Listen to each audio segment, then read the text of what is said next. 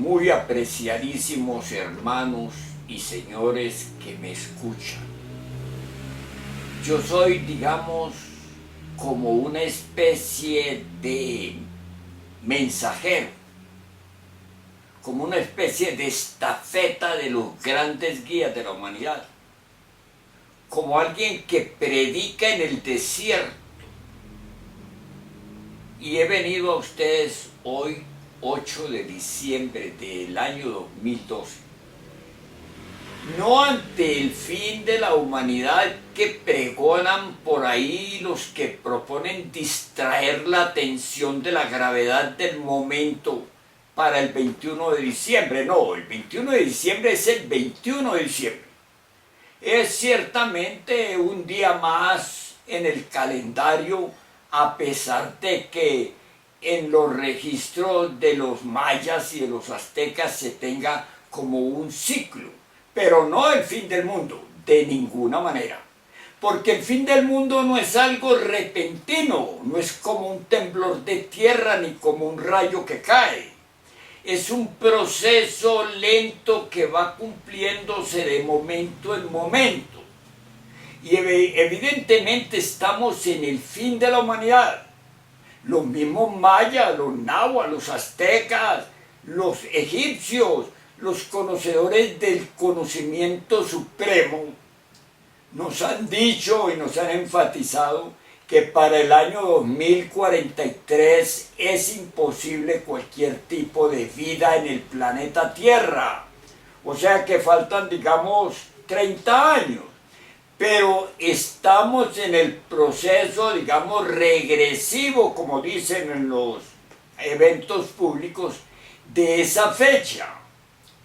Y los acontecimientos se van dando poco a poco, de manera que nosotros ni cuenta nos damos. Miren ustedes las enfermedades, miren el calentamiento global, miren la congestión o digamos el estado caótico psicológico de guerra en que nos encontramos, el hambre, la necesidad, el aire, la contaminación, los progresos que hacemos hacia nuestra propia destrucción con los asuntos bélicos. Eso se va dando, se va cerrando, pero ¿por qué, mis amigos, tenemos que ser tan ciegos? Yo me extraño que habiendo avanzado tanto, que dizque queriendo tanto a la familia y a la patria y al mundo, todo vaya es contra la patria, la familia y el mundo. Todo va a la destrucción, porque no queremos aceptar ni aún los testimonios verdaderos de hombres auténticos, de superhombres y de dioses, que nos dicen los tiempos en que vivimos, que nos los dicen matemáticamente, y que nos están señalando y testificando que la vida está en el universo infinito y estrellado, que la vida palpita en el átomo y en las estrellas, pero que el desarrollo del hombre, de nuestro hombre de la tierra, está completamente estancado, está en una forma regresiva hacia la destrucción. No queremos avanzar, ni aun aunque nos duela, no queremos. Y yo les ruego a ustedes, por favor, detengan un momento, un instante, el avance de que hablamos, porque ese avance va es a la muerte y a la destrucción, y escuchemos a los grandes guías de la humanidad. Escuchemos al Cristo, al Buda, a Mahoma, que sacó al mismo Moisés. Escuchemos a nuestro gran guía actual que se llama Samael Aun Weor. Escuchémoslo, veamos la evidencia de que nos dan ellos de la vida que palpita en el infinito mismo, y cómo nosotros no queremos salir de ese estancamiento, de ese egoísmo, de ese orgullo, de esa soberbia que nos caracteriza, para poder marchar hacia el estado correcto del hombre verdadero, de la liberación de la humanidad. Estamos matando a nuestras especies, estamos destruyendo nuestro ambiente, estamos atacando a nuestra propia madre llamado el planeta Tierra y a todo el sistema solar.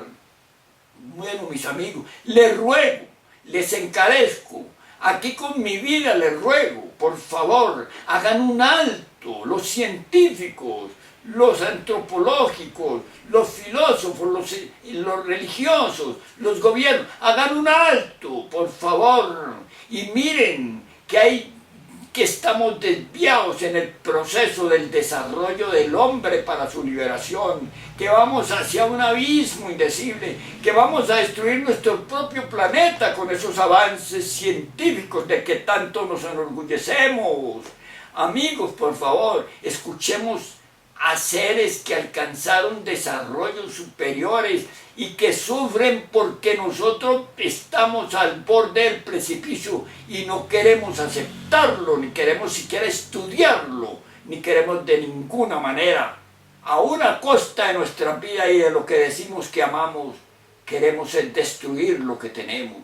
Amigos, con ustedes, ese grandioso hombre del conocimiento, que con cartas en la mano, con documentos en la mano, con posibilidades de evidencia de toda clase, nos muestra el momento en que existimos, el momento fatal en que nos encontramos, el venerabilísimo maestro Samael Aún Weor.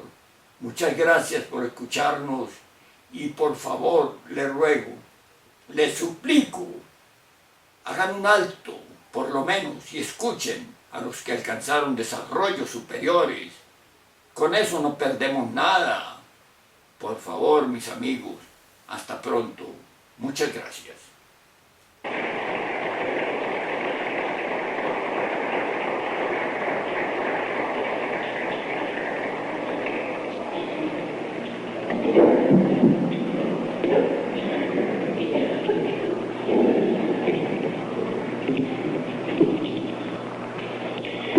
Me dirijo a todos ustedes dentro del Instituto Tecnológico Regional de Nogales con el propósito de compartir con ustedes ciertas inquietudes sobre el fenómeno OVNI.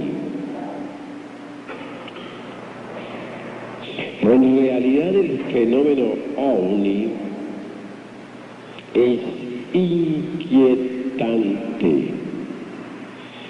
En instantes en que me dirijo a ustedes, me viene a la memoria un caso muy curioso. Cierta tarde, en mi casa, en el Distrito Federal, que es la de ustedes, aquí entre paréntesis,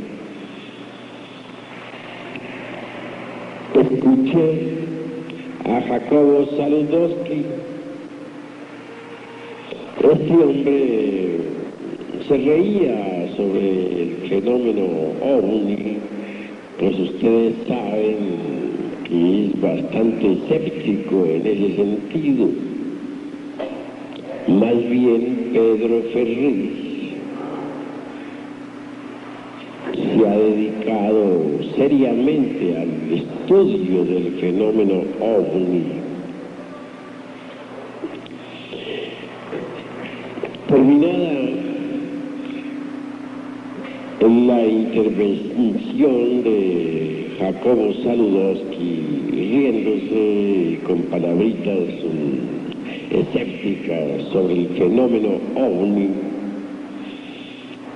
algunos amigos presurosamente me invitaron a que saliera a la calle cuanto antes. Salí, y cuán grande fue mi asombro al ver precisamente a un OVNI volando casi, dijéramos, a ras del techo de la casa. Iba tan bajo, volando tan bajo, que todos los de la calle, todos los vecinos se quedaron asombrados. Además iba volando muy despacio.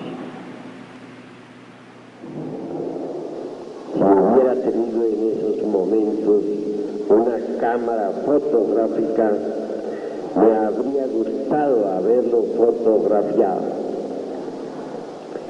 Lo más interesante es que aquellos vecinos se rieron entonces ya no del fenómeno ovni, sino del escepticismo de Jacobo Zabludovsky. El hecho aquel había sido contundente, tan contundente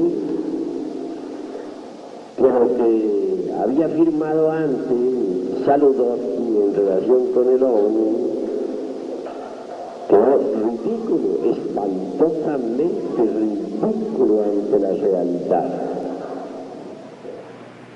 Así que en realidad el fenómeno OVNI es bastante inquietante.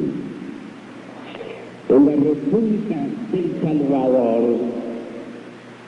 acaeció algo demasiado singular. Se dio el caso, por cierto, bastante sensacional, de un ingeniero que fuera llevado al planeta Júpiter. Aquel ingeniero era escéptico en un 100%. No creía en estas cosas. Y hallándose una noche en un parque de San Salvador, una nave cósmica aterrizó cerca de allí.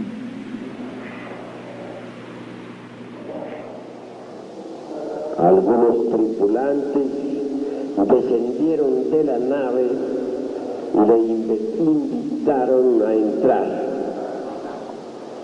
Él, todavía escéptico, penetró en tal nave y a los pocos segundos vio con asombro que la Tierra quedaba abajo.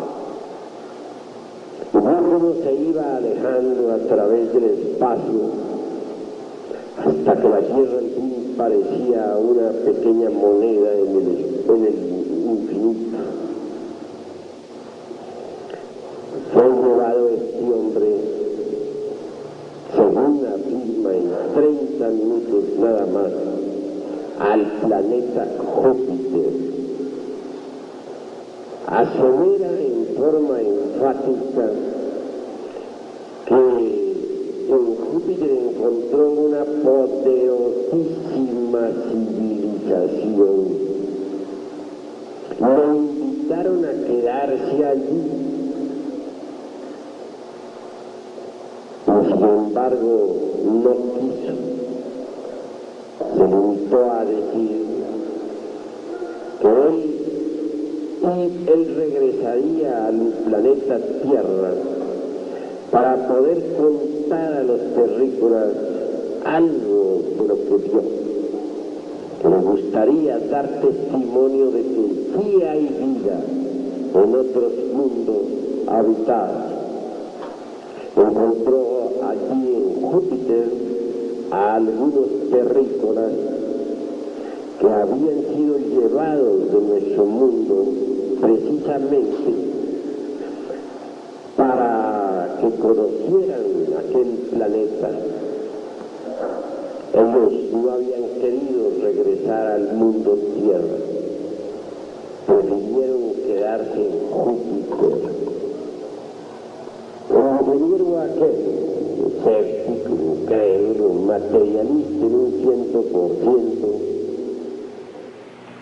cambió totalmente.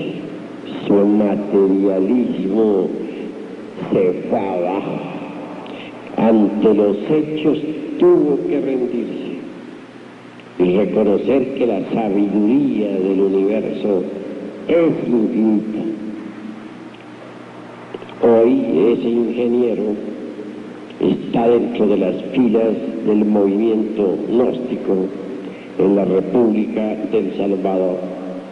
Se nos ha dicho que piensa escribir un libro para informar sobre todas estas cosas. Ojalá lo escriba pronto, porque en verdad sí nos interesaría conocer toda su exposición. Prosigamos. Otro caso que me ha parecido bastante interesante sucedió en el Ecuador. Cierto individuo soltero que estaba afiliado a una escuela del mundo oriental, cualquier día de estos tantos fue visitado por unos extraterrestres. La nave descendió precisamente en el enorme jardín de su casa. Como quiera que este hombre ya se venía preparando para tal evento, no tuvo miedo, subió a tal nave y fue llevado al satélite Ganímedes. Este satélite gira alrededor del planeta Júpiter. No está de más decirles a ustedes que 12 satélites en general giran alrededor del citado astro. Júpiter es un titán, un mundo bastante gigantesco. Yo muchas veces lo he observado, lo he visto a través del telescopio. No hay duda que nos tiene bastante intrigados ese doble cinturón en la zona ecuatorial. Me parece que los hombres de ciencia no han investigado tal cinturón. En cuanto a mí se refiere, francamente me tiene intrigado y me propongo hacer una investigación más a fondo. Es lástima que nuestros telescopios actuales no tengan en realidad de verdad el alcance que nosotros necesitamos.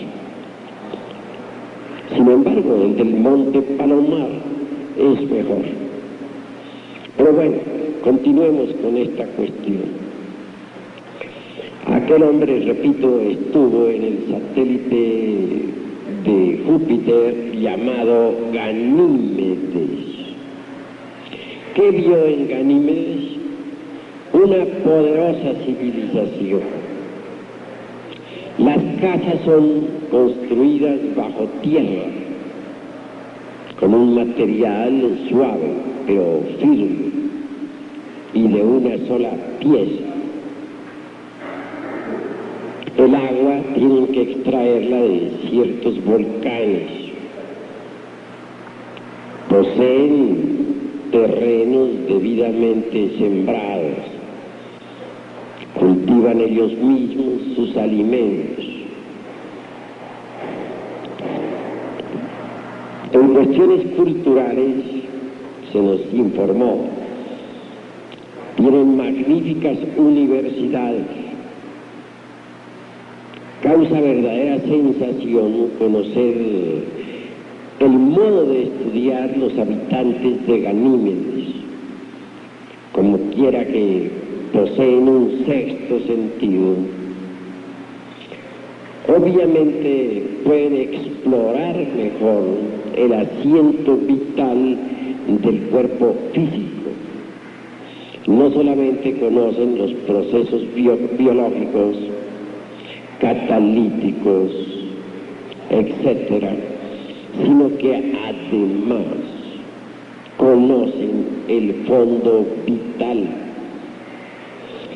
Los científicos de nuestro mundo Tierra han estudiado la mecánica de la célula viva, pero ¿qué saben sobre el fondo vital? Absolutamente nada. Aquí nosotros, los mexicanos, tuvimos un gran sabio. Me refiero a don Alfonso Herrera, el autor de la teoría de la plasmogenia. Este hombre logró crear la célula artificial, una célula muy bien hecha, pero esa célula nunca tuvo vida. ¿Por qué? Porque don Alfonso no pudo nunca manipular el fondo vital. Podríamos crear en el laboratorio un zoospermo masculino artificial. Podríamos también crear un óvulo femenino artificial. Se conocen las fórmulas bioquímicas. No veo por qué no se podría crear.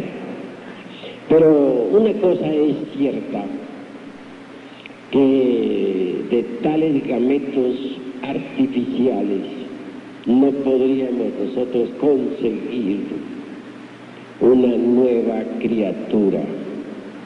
¿Por qué?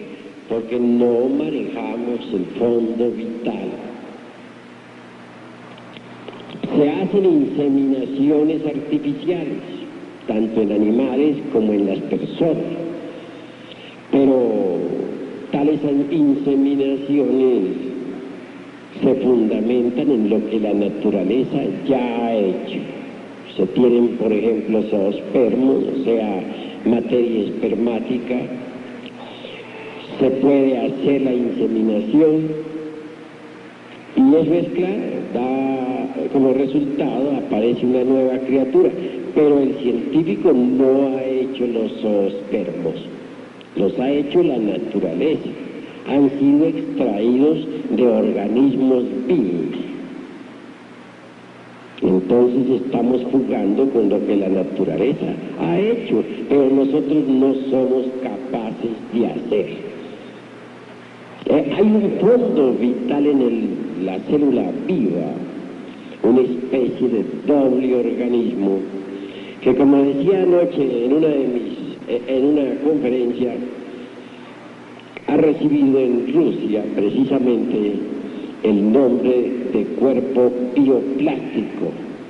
Se le ha fotografiado y se le tiene actualmente en observación. Sucede que en Ganímedes el fondo vital es conocido desde hace muchos siglos. Los habitantes de Ganímedes no necesitan de aparatos especiales para ver el fondo vital. Ellos poseen un sexto sentido. La glándula pineal, por ejemplo, de los habitantes de Ganímedes es de mayor volumen que la de los terrícolas.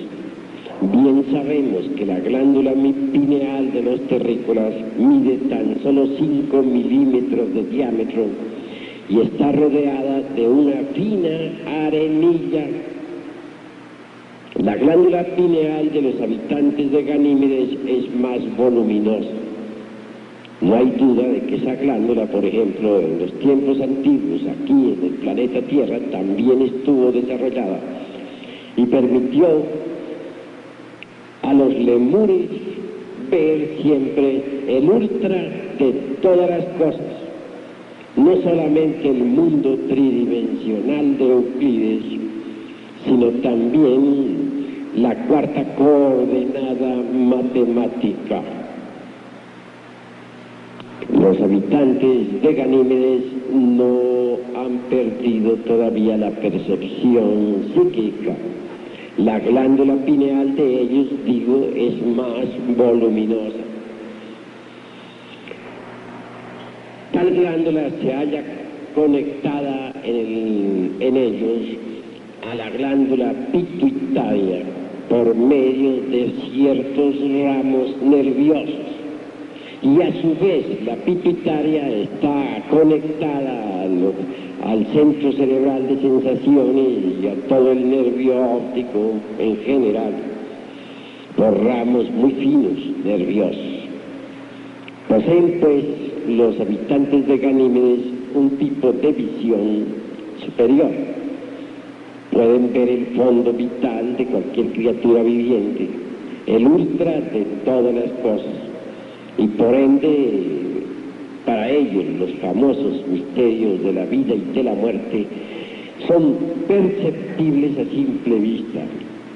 No necesitan de microscopios especiales ni de ultramicroscopios para conocer el origen de la vida. Conoció este hombre todo eso en Ganímedes. Conoció también las naves cósmicas que los habitantes de ese mundo utilizan para viajar a través del espacio infinito. Son grandes matemáticos. Utilizan la energía solar no solamente para propulsar sus naves, sino también para todos sus servicios ordinarios. Incuestionablemente, las lámparas con que se iluminan hasta en sus mismísimos hogares son a base de energía solar. De acuerdo con los relatos de este hombre, supimos que los habitantes de Ganímedes vinieron originalmente de un mundo que existía también en nuestro sistema solar y que ellos llamaron el planeta amarillo. Sucedió que los habitantes del planeta amarillo se dedicaron de lleno a hacer experimentos atómicos, algo muy similar a lo que está sucediendo en nuestro planeta Tierra por estos instantes. Un hombre muy sabio advirtió a los habitantes del planeta amarillo la posibilidad de que mediante tales experimentos se llegara a destruir aquel mundo. Los habitantes en general no le creyeron, como siempre, pero hubo una minoría que sí le creyó. Los de la vanguardia, los que sí aceptaron esa tesis, como quiera que poseían naves cósmicas, se propusieron investigar al satélite Ganímedes. Vieron que había allí todavía vida y que giraba alrededor de Júpiter. Y se transportaron a ese lugar. Cuando en verdad se provocó una gran explosión que hizo saltar en pedazos al planeta amarillo, ya los de la vanguardia estaban establecidos en Ganímedes. Esto que yo estoy hablando en estos momentos tiene comprobación. Los astrónomos han podido ver desde el observatorio enormes pedazos de lo que fue el planeta amarillo. Así que se trata de hechos concretos, claros y definitivos. Estuvo cerca de un mes este hombre viviendo en Ganímedes. En tanto, un hermano que tenía y que siempre le visitaba con su esposa, tocó la puerta y grande fue su asombro al ver que no salía el hombre a abrir. Siguió tocando y al fin salió el criado. Interrogaron al criado: ¿dónde estaba su amo? El criado dijo: aunque parezca increíble, es cierto, aterrizó en el jardín de esta casa una nave cósmica y el señor subió a la nave y se fue. ¿Para dónde? No sabría decir. pero eso sucedió aunque ustedes crean que yo estoy loco. Es natural que esto alarmó bastante a su hermano, pero ya el hombre había rogado a los habitantes de Ganímedes que le permitieran regresar a la tierra para despedirse de su hermano y de su cuñado y legarles su casa y también su automóvil. Los habitantes de Ganímedes aceptaron y lo trajeron de regreso a la tierra, quedando de volver por él un mes después. Claro está, el caballero en mención fue a buscar a su hermano y a la esposa del mismo, le habló con toda franqueza de lo que le había sucedido, le escrituró su casa, les regaló el automóvil y los dineros que poseía en el banco, etc. Un mes después invitaba nuevamente a su hermano y a su cuñada para una cena que, según dijo, iba a ser de despedida, porque quería viajar. En medio de la cena, estando todos muy contentos, una nave llena de bellísimas luces descendió lentamente sobre el césped en el jardín maravilloso de su hermosa residencia. Me voy, dijo.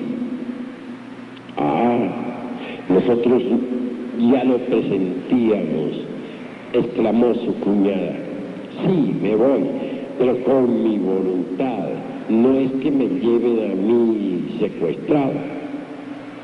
Y subió a la nave. Sin embargo, dejó a su hermano una especie de pantalla de televisión pequeña, cargada con baterías solares. Dijo, bastaría que te concentres en un aparato receptor que hay aquí dentro de este instrumento para que logres conectarte con nosotros. La nave partió al espacio infinito. Su hermano, con ese aparato, siguió comunicándose con Ganímedes. Siempre contestaron los habitantes de Ganímedes. Y él y la esposa de él se prepararon pacientemente, mediante un sistema psicológico especial, a fin de ser también llevados algún día a Ganímedes. Y se cumplió. Llegó el día en que también fueron llevados. Pero ¿cómo hizo el hombre de nuestra narración para poder entablar contacto directo con los habitantes de Ganímedes? Nosotros estuvimos inquiriendo, investigando y llegamos a la conclusión de que este hombre se concentraba diariamente en tal planeta, en tal satélite, hasta que al fin tuvo la respuesta.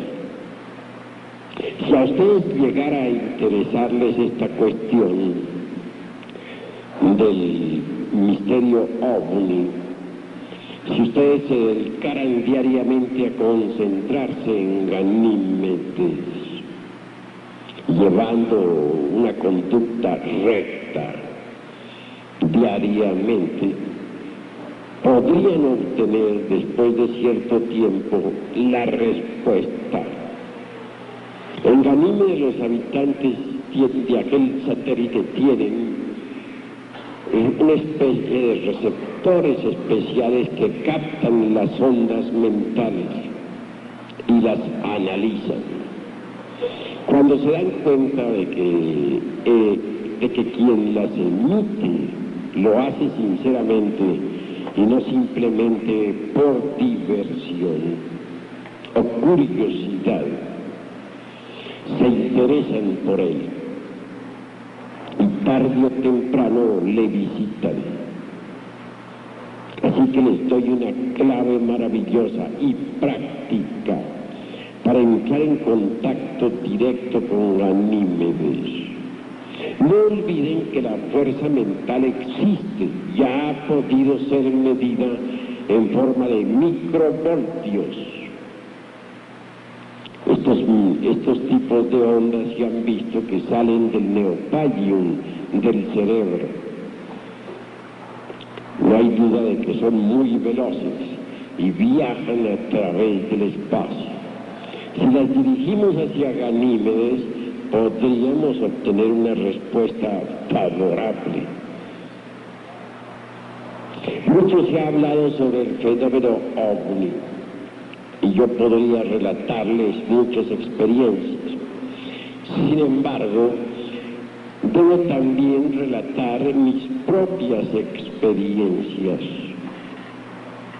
Yo tuve contacto directo con viajeros intergalácticos.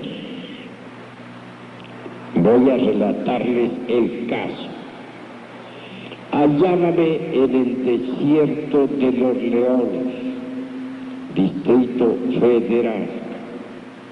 De pronto vi una nave que lentamente descendió en un claro del bosque. Movido por la curiosidad, me acerqué al lugar. Grande fue mi asombro, pues entre paréntesis, no he perdido todavía la capacidad de asombro, al ver una nave esférica completamente y algo achatada, sostenida sobre un trípode de acero.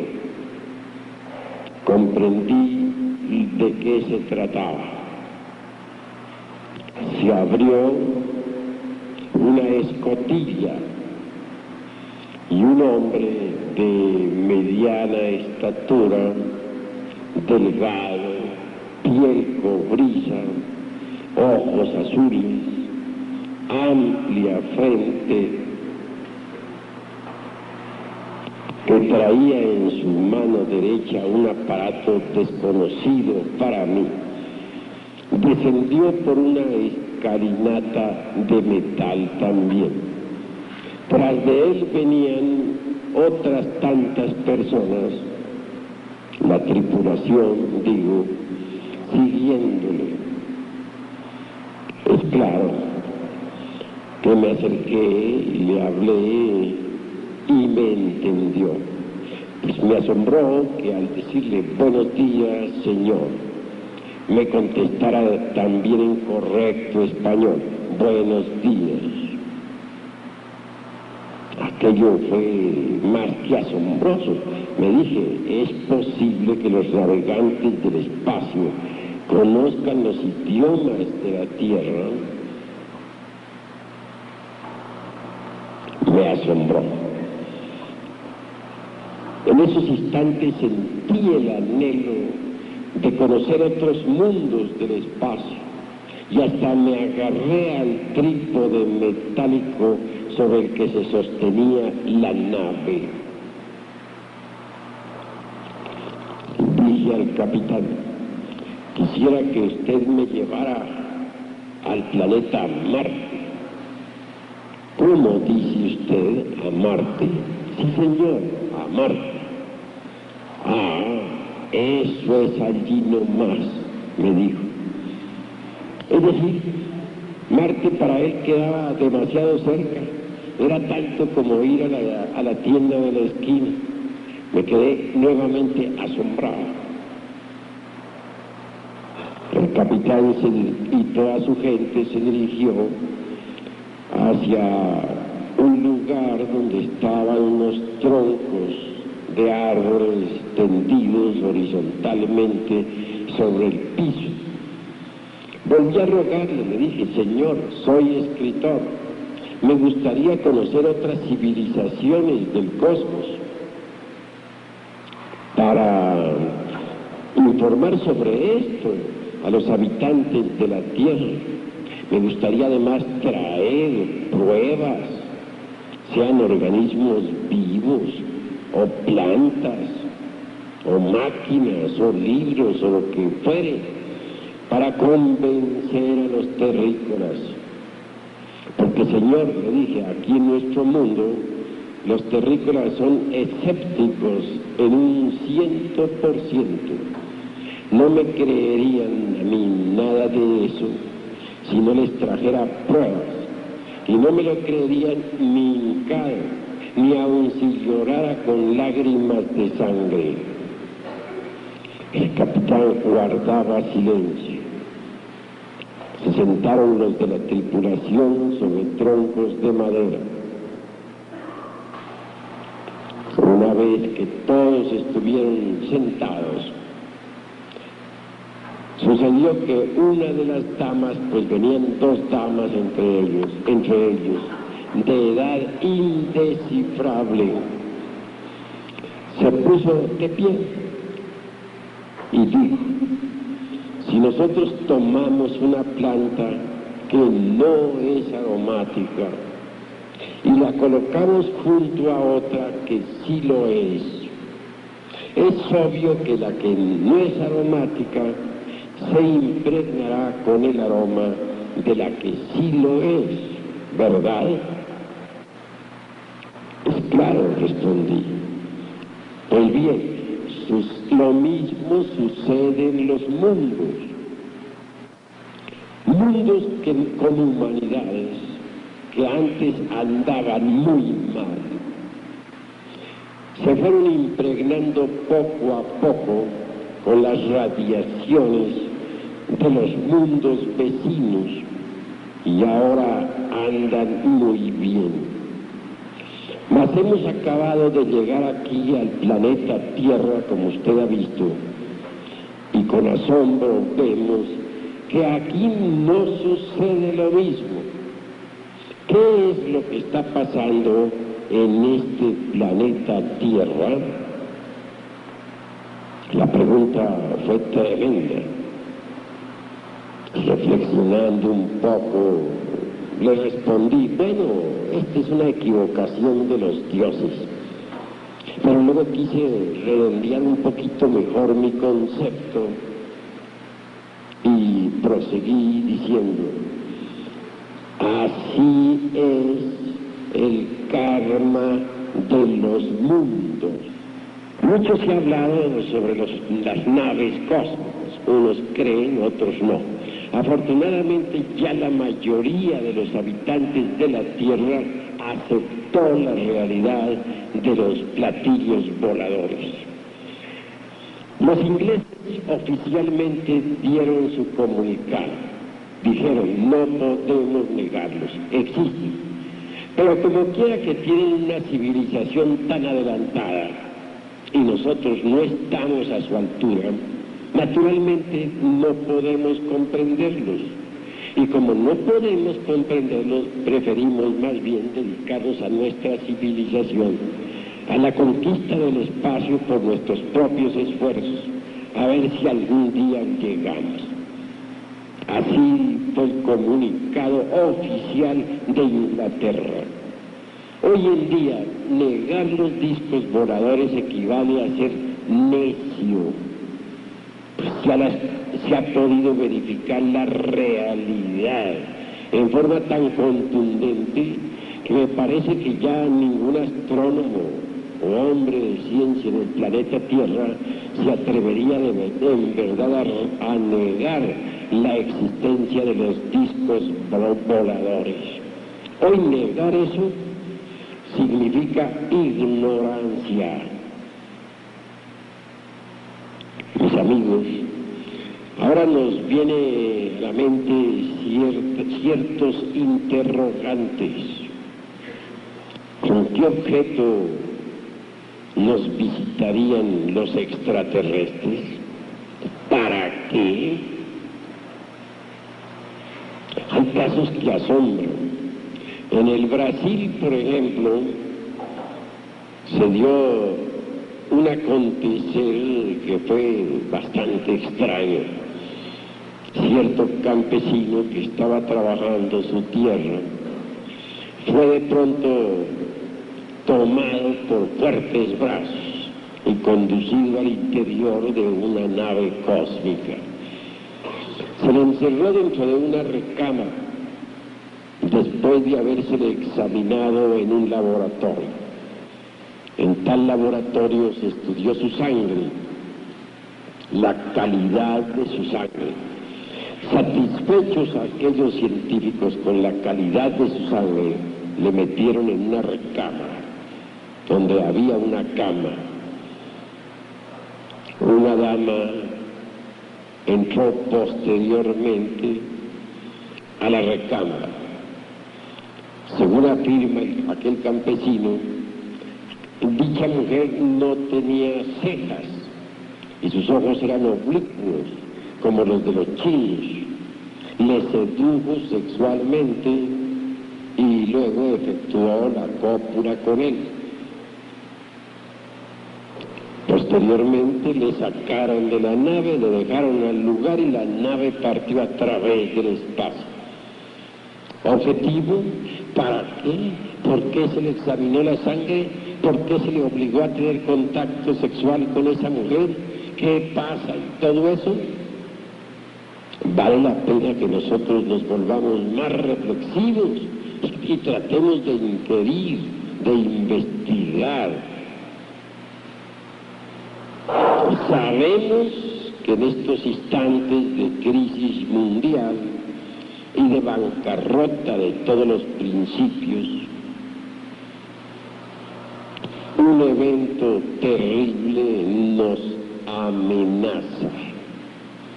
Quiero referirme ahora a aquel gigantesco planeta que lleva el nombre de Barnard I.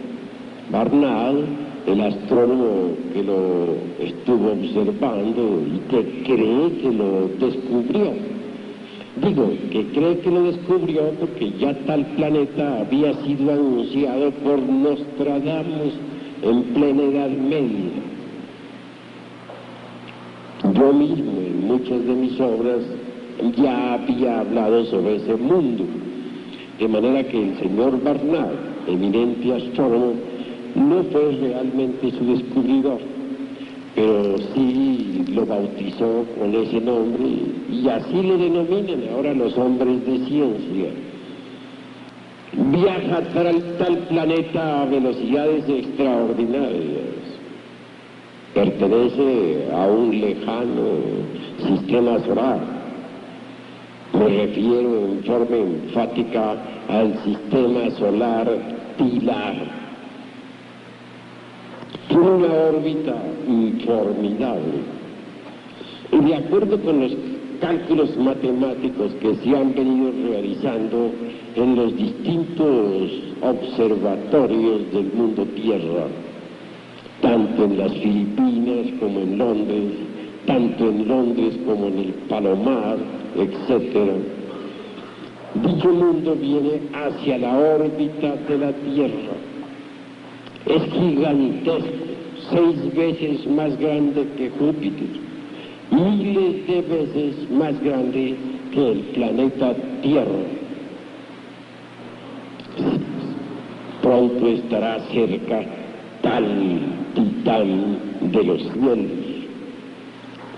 Como quiera, que trae algunos peligros muy graves para el mundo Tierra. Los astrónomos se han esmerado en sus mapas cosmológicos. Uno de esos mapas trazados por los observatorios lo tenemos en nuestra Asociación Gnóstica de Estudios Antropológicos y Culturales. Lo tenemos en la Casa Matriz. Por tal mapa hemos podido verificar que el planeta Tierra recibirá los principales efectos del acercamiento de aquel mundo y secundariamente serán afectados Marte, Urano y Júpiter. ya que el mundo esté muy cerca a nuestra Tierra, como quiera que es una masa gigantesca, atraerá magnéticamente hacia la superficie de la Tierra al fuego líquido que existe realmente en el interior del mundo. Entonces brotarán volcanes por doquiera, acompañados de terribles maremotos y grandes terremotos. Y en instantes de que digo esto, me viene a la memoria lo que dijeron los náhuatl, los hijos del quinto sol, haciendo alusión a nosotros, perecerán por el fuego y por los terremotos. Así que lo que ellos dijeron tiene una base muy real. Obviamente el fuego líquido circulará por la costa terrestre y quemará todo aquello que tenga vida. Así se cumplirá la profecía de los mayas para el Catún 13. También se cumplirá así las profecías que Mahoma en el Corán hace para el Catún 13, aunque él no diga la palabra Catún 13. En realidad, de verdad, los hechos hablarán por sí mismos. Y cuando aquel mundo se acerque demasiado a nuestro planeta Tierra, después del gran incendio universal, es obvio que deberá provocarse una revolución de los ejes de la Tierra. Los polos se convertirán en Ecuador, el Ecuador en polos. Los mares cambiarán de lecho y los continentes actuales se sumergirán entre el fondo de las aguas. Ese será el final de los hijos del quinto sol, como dijeran los sabios de Anáhuac cuando presentaron o cuando hablaron sobre la piedra azteca, la piedra solar, el calendario al que me refiero. Estamos hablando sobre hechos y también estamos analizando profecías de Anáhuac. Bien, entonces podemos deducir como secuencia o corolario que en estos instantes estamos siendo auxiliados por los extraterrestres. Más de una catástrofe atómica habría ya sucedido en Estados Unidos o en Rusia si no hubiesen los extraterrestres venido en nuestro auxilio. Mas, ¿cuál es el recibimiento que se le hace a los extraterrestres? A la vista salta. Hace poco, 2 naves volaron sobre el territorio de los Estados Unidos, provenientes del espacio estrellado. De inmediato, los aviones de la Fuerza Aérea corrieron a su encuentro armados con cohetes y ametralladoras. Una de las naves cósmicas partió hacia el infinito. La otra descendió suavemente sobre una torre de la energía eléctrica. Fue entonces cuando se produjo el apagón de Nueva York. Se logró fotografiar a las 2 naves, tanto a la que partió para el espacio infinito, como a la que se posó sobre la torre de la energía eléctrica. Con esto, los extraterrestres dieron una prueba de su poder. los generales de los Estados Unidos de Norteamérica exclamaron: «He ahí el talón de Aquiles de los Estados Unidos». Realmente no es posible en modo alguno que Estados Unidos movilice sus defensas si le falla la energía eléctrica. Y un puñadito de hombres había paralizado a la poderosa nación norteamericana. Tan solo unos pocos hombres fueron necesarios para vencer a los Estados Unidos. Cuán poderosos son en verdad los extraterrestres. Ciertamente, nosotros los terrícolas estamos demasiado atrasados. Cuando aprendíamos los primeros rudimentos de matemáticas, ya los extraterrestres habían conquistado el espacio y viajaban a través del infinito. Y sin embargo somos tan atrevidos que en vez de recibir a esos señores del espacio con verdadero amor, con verdadera dignidad, les recibimos a balazos. Esto nos está indicando que somos todavía bárbaros en el sentido más completo de la palabra. Muchos se dirían: bueno, y entonces si ellos son tan sabios y nosotros tan atrasados, ¿por qué no vienen a civilizarnos y aterrizan o en el Zócalo de México o en cualquier pueblo? ¿Por qué corren? ¿Por qué se van? ¿Por qué se ocultan?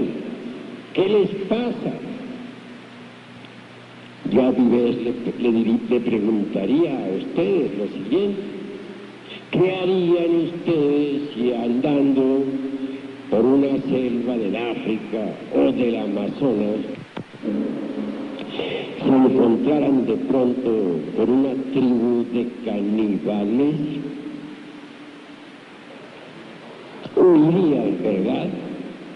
No me parece que a ustedes les gustaría que los rostizaran y que después sirvieran para el banquete. Ustedes tratarían de salvar el pellejo como diera lugar. Y si llevaran armas, si llevaran ametralladoras, ¿qué harían? No me parece que ustedes guardarían las armas. Tengo entendido que echarían plomo a diestra y siniestra desesperados y que acabarían de una vez y para siempre con toda la tribu. Y que además, por último, cantarían victoria, ¿verdad? Eso harían. ¿O guardarían acaso ustedes las ametralladoras? Es obvio que no. Bien, en una situación similar se encuentran los extraterrestres. O huyen de nosotros los bárbaros terrícolas o nos destruyen. Pero como no son terrícolas, no son asesinos y prefieren retirarse antes que hacernos daño. Obviamente, quienes han conquistado el espacio tienen que poseer armamento poderoso. Batallón del ejército formado. Una nave cósmica descendió ante el ejército. Posiblemente el capitán quiso de una vez y para siempre entrar en relaciones amistosas con los terrícolas. Tal vez pensó que nosotros éramos mansas ovejas, que les recibiríamos con los brazos abiertos, que les llevaríamos a cenar y que por último les daríamos su nieve de limón. Pero se equivocó el capitán. El sargento de aquel batallón ordenó fuego contra esos malvados, ¡fuego! El capitán no hizo sino hacer funcionar una lámpara muy extraña y un rayo azul paralizó las armas y paralizó también los brazos de esos bárbaros de la tierra. Nadie pudo disparar un solo tiro, ni moverse siquiera. Y tranquilamente hizo un saludo a los terrícolas, mientras les tenía paralizadas brazos y piernas, subió a su nave y se perdió en el espacio. Los del batallón quedaron asombrados. Pudieron luego ya caminar tranquilos, mover sus brazos. No habían recibido ningún daño. Si fueran tan perversos los extraterrestres, habían acabado hasta con el último soldadito del batallón. Mas solo se propusieron defenderse sin hacer daño. Ustedes no procederían en la misma forma, ¿verdad? Si ustedes se encontraran ante una tribu de caníbales y ustedes armados hasta los dientes, les aseguro que ustedes no serían tan mansos como para no hacer uso de esas armas. Pues bien, los extraterrestres han demostrado dos cosas. Primero,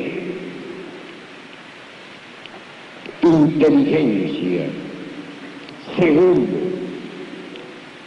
poder. Sin embargo, me atrevo a decir que han demostrado también un tercer factor: amor, pues no nos han causado ningún daño. Cierto hombre que fue llevado al planeta Venus se quedó asombrado cuando le hicieron una demostración. Los habitantes de Venus colocaron un pequeño aparato ante un cerro y le dijeron: obsérvala. Apretaron un botón y aquel cerro cayó todo hecho pedazos, se desboronó. Dijo luego: si nosotros les enseñáramos a los habitantes de tu mundo, tierra, el uso de estos aparatos, cometerían crímenes espantosos. Por eso preferimos callar. Así, mis queridos amigos, que vale la pena que tratemos nosotros de eliminar la barbarie que cargamos en nuestro interior, la ira que nos hace tan monstruosos, el odio abominable, el egoísmo sin límites, el miedo, porque todos los habitantes de la Tierra están cargados de miedo, se arman por miedo, hacen guerras por miedo. ¿Creen ustedes acaso que un hombre llevaría pistola al cinto si no tuviese el temor de que alguien le atacara? ¿Creen ustedes que una nación se armaría con bombas atómicas si no temiera el ataque de otras naciones? Obviamente el miedo es la causa causorum de muchos graves errores. El hombre que no tiene miedo no necesita llevar pistola al cinto. La nación que no teme no necesita armarse. El miedo nos hace verdaderamente criminales en el sentido más completo de la palabra. En estos momentos de crisis mundial, cuando el planeta Barnard primero se acerca a nuestro mundo, en vísperas del gran cataclismo, y en instantes en que las naciones se arman febrilmente para la guerra, los extraterrestres quieren ayudarnos, y si nosotros les recibiéramos con los brazos abiertos, cambiaría totalmente el curso de la historia, comenzaría en verdad una edad floreciente sobre la faz de la tierra. Hasta aquí mis palabras. Este tiene, según la medida Catún de los mayas a nuestro tiempo. Catún Con mucho gusto. a nuestro tiempo. Con el mayor gusto daré respuesta a esa interesante pregunta. El Catún 13 es muy importante. Recuerden ustedes que nuestro sistema solar tiene 13 mundos. Y eso se les hará raro a ustedes, pero los voy a mencionar. Primero, Tierra. Segundo, Mercurio. Tercero, Venus. Cuarto, Sol. Quinto, Marte. Sexto, Júpiter. Séptimo, Saturno. Octavo, Neptuno. Noveno, Urano. Décimo, Plutón. Clarión. Los científicos hoy por hoy están empezando a captar las vibraciones de Vulcano, el 11º, pero deben avanzar un poquito más hasta que capten las vibraciones de Clarión. Esos 13 Catunes guardan relación con los 13 mundos y también guardan relación con los 13 cielos de que hablan los códices de nuestros antepasados de Anáhuac. Grandes sabios han dicho que el mundo fue creado el 13 de marzo. Y es que en realidad, de verdad, cada raza se divide en 13 tiempos. Obviamente, esos 13 tiempos deben dividirse matemáticamente en 13 pedazos del gran día sideral que tiene 25.968 años. De manera que los 25.968 años deben dividirse por 13 y sacar el correspondiente resultado. Conclusión: 13 partes de un día sideral que consta de 25.968 años. Cada uno de los 13 Catunes guarda relación con los 13 mundos. También guarda relación con los 13 céfiros de la Cábala y los 3 círculos del absoluto. Guarda relación con los 13 planetas del sistema solar. Son 13 partes del gran año sideral de 25.968 años. Así que en realidad, de verdad, todas las profecías que se han hecho en relación con los 12 Catunes que han ido pasando se han cumplido matemáticamente. Y aguardan los mayas la última parte, la 13ª, el 13 Catún.